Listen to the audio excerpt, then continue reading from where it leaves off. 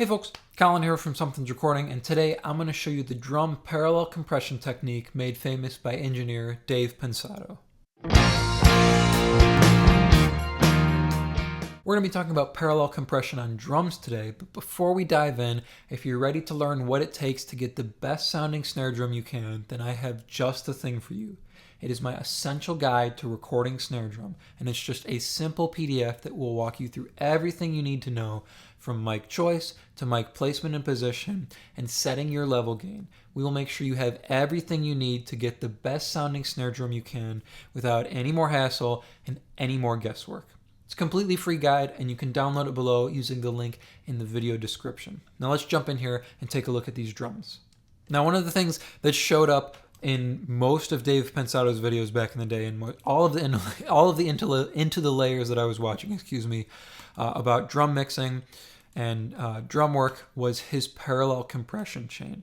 Now, his parallel compression chain was one of my favorite chains that I saw back in the day when I was learning how to mix. And I'm going to show you today how to do it here inside of Studio One or whatever DAW you're using. You can use stock plugins or you can use vintage emulation plugins. I'm going to use a mix of both here today.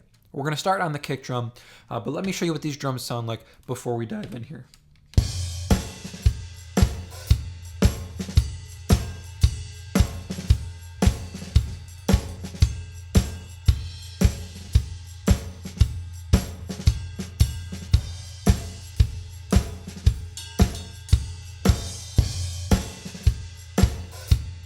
So they sound pretty good right now, but using these parallel compression techniques, we're going to get a little bit more weight, a little bit more beef, and a little bit more snap and attack out of our kick and snare. We're going to start here on the kick drum, and all I'm going to do is I'm going to create another bus channel here, and we're going to call it kick parallel. From our original kick track here, we're going to send to our parallel. And we're going to send full level. We'll color this white. I usually color my effects channels white. We're also going to send this to our drum bus here. And then we'll solo up our parallel chain here. What we're going to start with on our parallel chain is a compressor. I'm going to pull in our regular compressor, I think is what I'll start with here. And we're going to set our ratio to 6:1.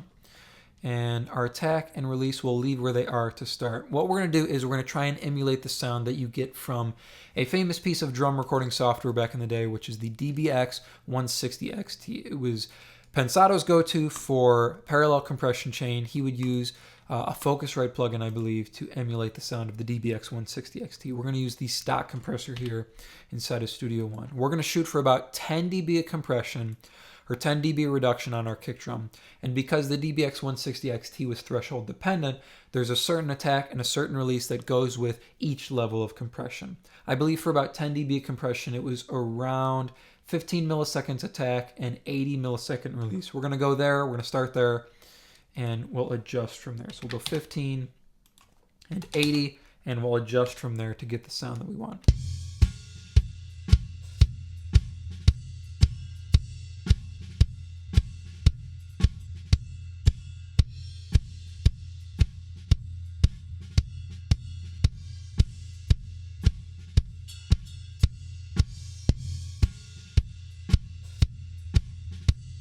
So that's not a bad start there. I want a little bit more attack, so I'm going to pull our attack back so we get a little bit more of the initial transient or the initial attack.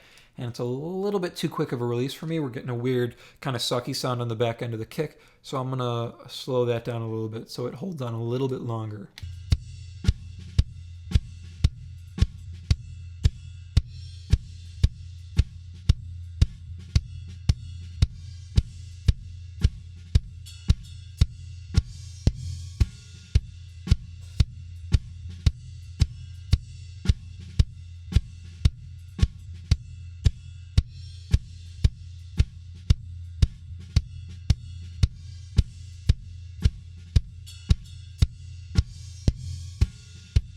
That I like right there. We kind of got rid of that sucky sound by pulling our release back, and then by pulling our attack back a little bit and giving a little bit more time before our compressor starts working, we gained a little bit more attack on the front end of our kick drum.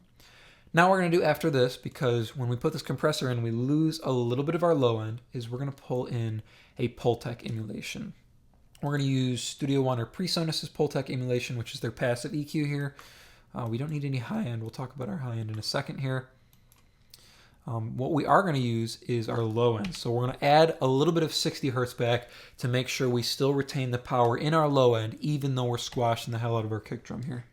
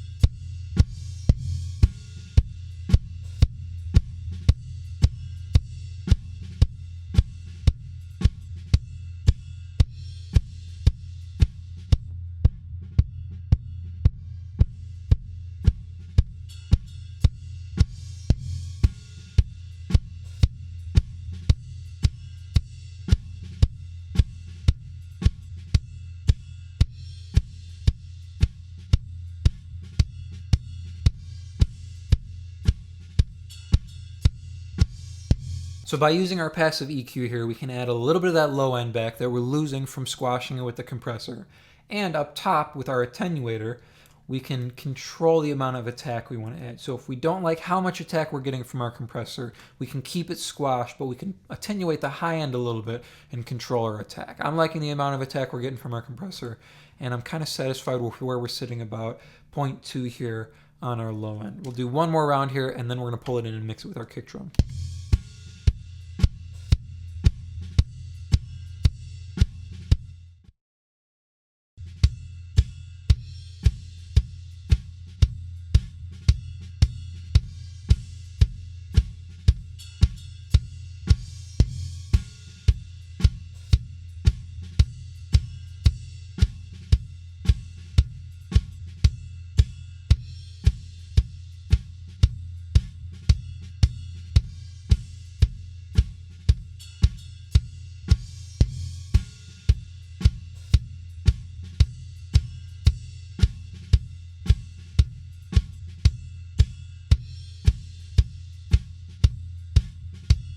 That's nice actually right there. Even that low at like -22, that sounds really nice. It's adding a nice low end weight while still bringing out some attack from that compressor.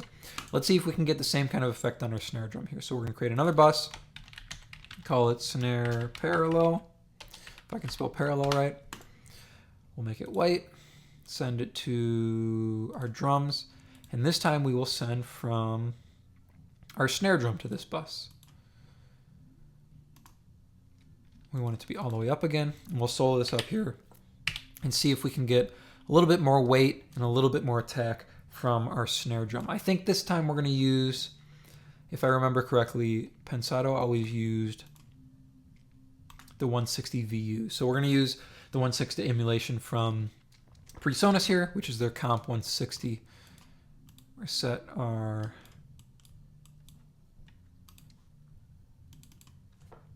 at 6:1 here, and we'll just pull down our threshold till we're getting that 10 dB of compression here.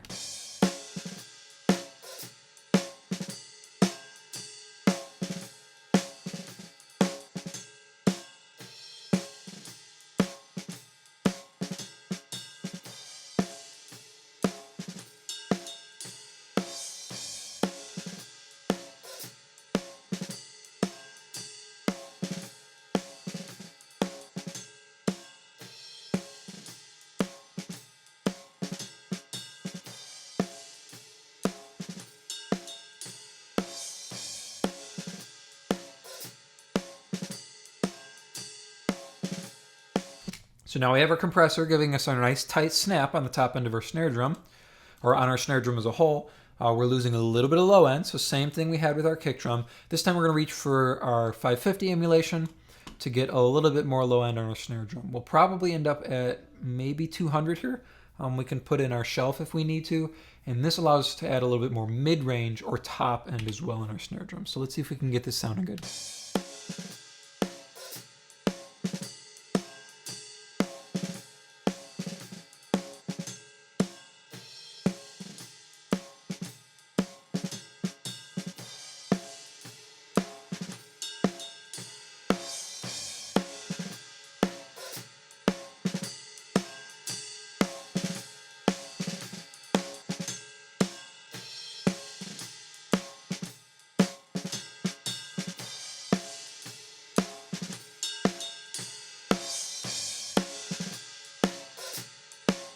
So what we're doing, we're adding 4 dB at 100s. That's giving us our low end weight back.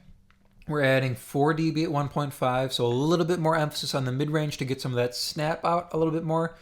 And then we're adding 4 dB at 7K, so giving us a little bit more of that high-end crack. So we're getting a little bit more aggression from this, so a little bit more of that attack emphasis from our mid-range and our top end, but we're bringing back the low-end weight as well on our snare drum. Let's pull this down and mix it in with our normal snare drum here.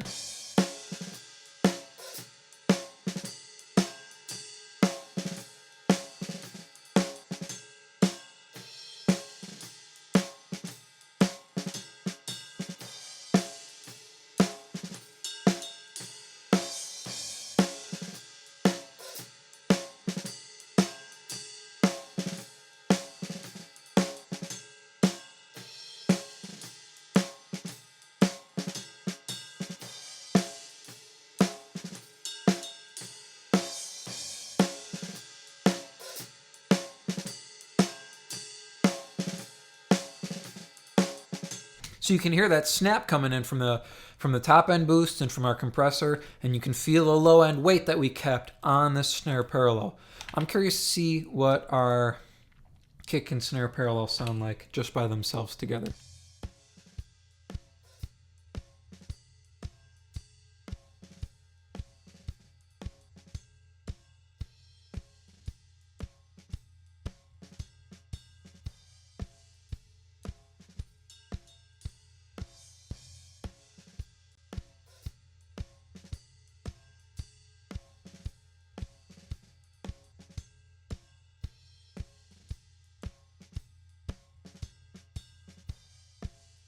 So those are sounding nice together. They're pretty low, but they're still adding a nice amount of energy to our original kick and snare. So let's pull in just our original kick and snare, and then we'll mute and unmute our parallels here to see the energy we get added to our kick and snare. So here's our normal kick and snare, no parallel in, and we'll kick it in, see the energy lift that we get from them.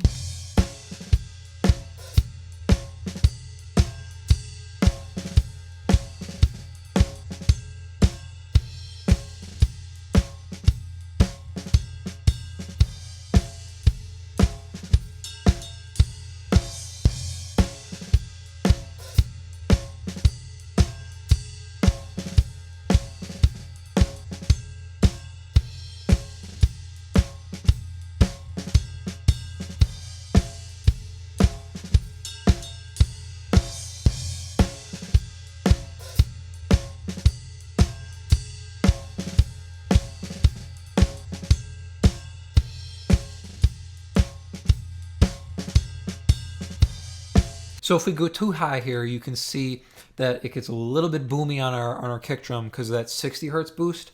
The more we bring up, the more it gets a little bit too heavy in the low end. I was liking it down there around -20, -22.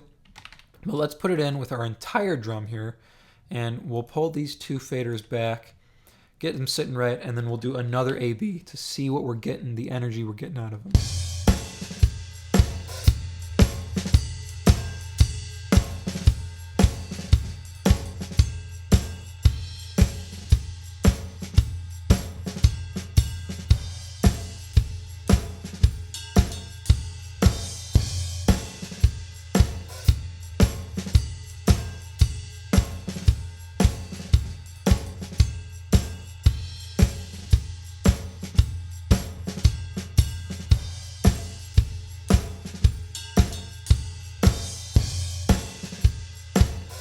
Nice amount of attack on both our kick and snare added with these, and we retain our low end weight by adding it back in on our parallel chains with an EQ afterwards. So quick review here.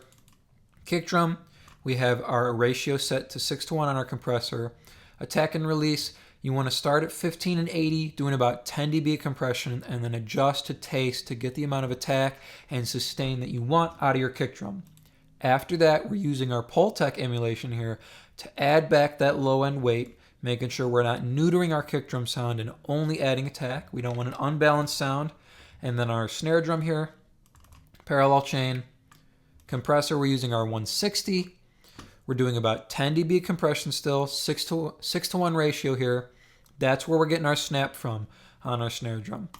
Then adding our API 550 EQ emulation here, 4 dB at 100 to bring our low end weight back in, and then 4 dB at 1.5K and 7K to emphasize our snap and our top end crack. So we get that attack when we pull it up under our snare drum here.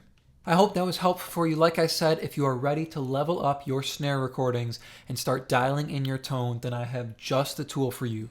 It is my essential guide to recording snare drum. It's completely free, and you can download it below using the link in the video description. Thank you so much for watching, and I will see you in the next video.